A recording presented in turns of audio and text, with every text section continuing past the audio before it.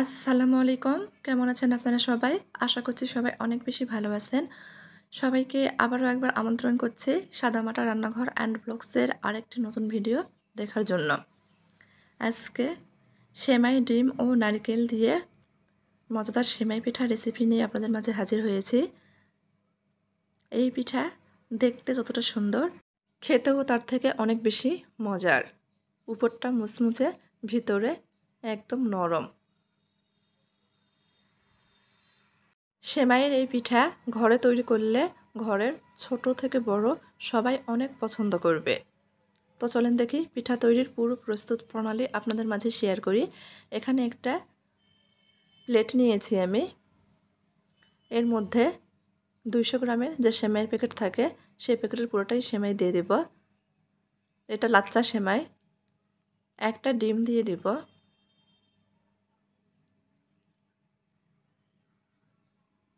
গুঁড়া দুধ দিয়ে দিব প্রায় 3 টেবিল চামচ মতো।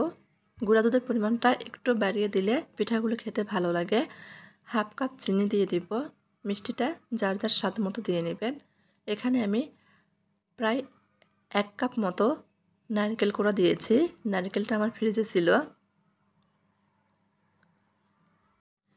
এখন একটু ভালোভাবে মিশিয়ে নেব। এ পর্যায়ে আপনারা চাইলে সামান্য পরিমাণ লবণ দিয়ে দিতে পারেন। আমি লবণটা ব্যবহার করছি না। আলতো হাতে সব কিছু একটু মিশিয়ে নিচ্ছি।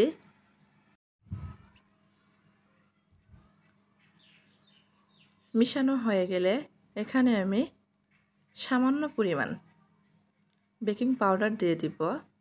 আবারও নেড়েচেড়ে মিশিয়ে নেব। এখন খুব ভালোভাবে সমস্ত উপকরণ সেমাইয়ের সঙ্গে মেখে নেব। মাখতে মাখতে দেখা যাবে চিনি থেকে কিছুটা পানি ছাড়বে। এখানে আমি ফ্রোজেন নারকেল ব্যবহার করেছি। নারকেল থেকেও কিছুটা পানি ছাড়বে।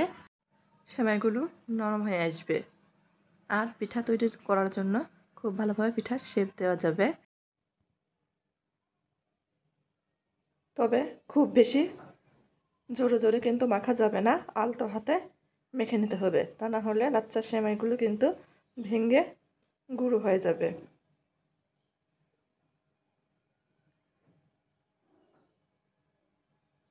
আমি আলতো হাতে মেখে নিয়েছি। এখন হাত পরিষ্কার করে এসে হাতে একটু তেল মেখে নিব।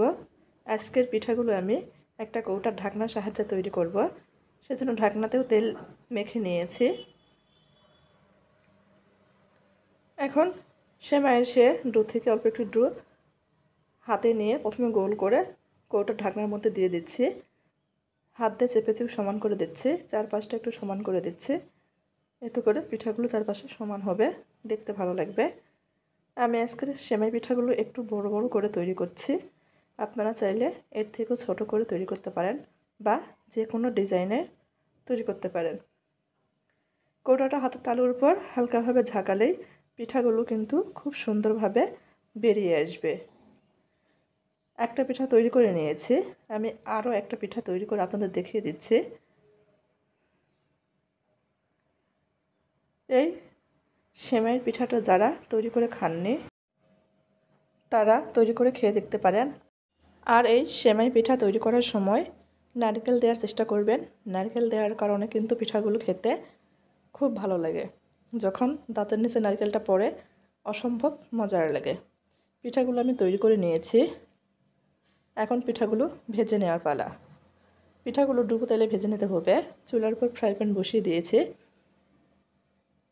পরিমাণ মতো তেল দিয়েছি।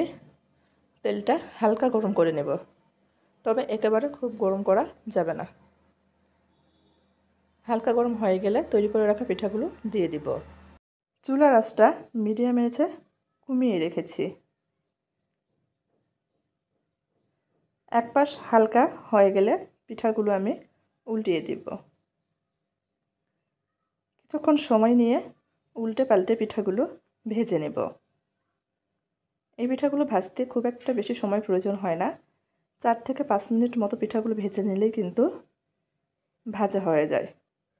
উপরটা মুচমুচে, ভিতরে একদম নরম।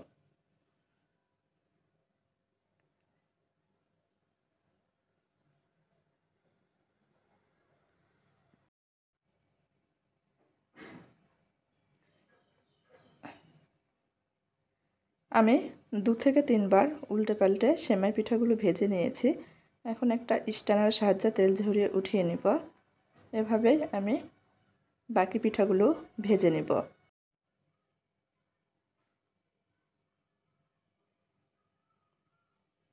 বাকি পিঠাগুলো তেলে দিয়ে দিয়েছি।